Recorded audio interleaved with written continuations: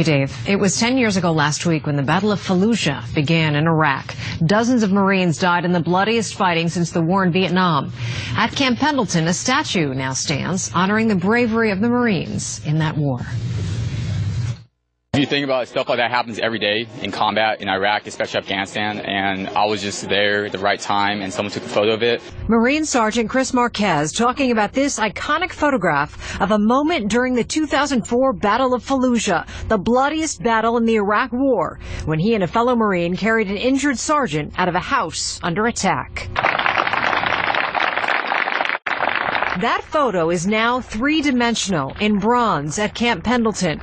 It was crafted by John Phelps, whose son Chase was killed in Iraq 10 years ago. This is a labor of love, doing this, depicting my heroes. Phelps was commissioned by the group Hope for the Warriors to do this. John was in a place of still grieving over his son, and he is an artist. And so art therapy is such a powerful tool.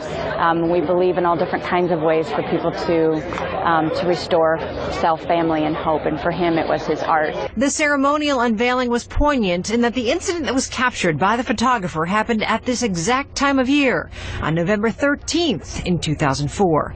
Lucian Reed was the freelancer embedded with the Marines. Everything that has happened since then has been because of, how much the photograph speaks to the Marines about who they are and what they aspire to be, and that's amazing.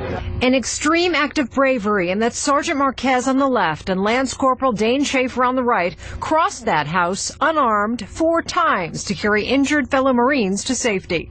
It was a time in my life that I'm proud, and I'll do it 1,000 times over with, and I'm proud to be part of the United States Marine Corps. The photographer, the sculptor, and the Marine, 3 men connected by a brief moment in a war, forever immortalized 10 years later.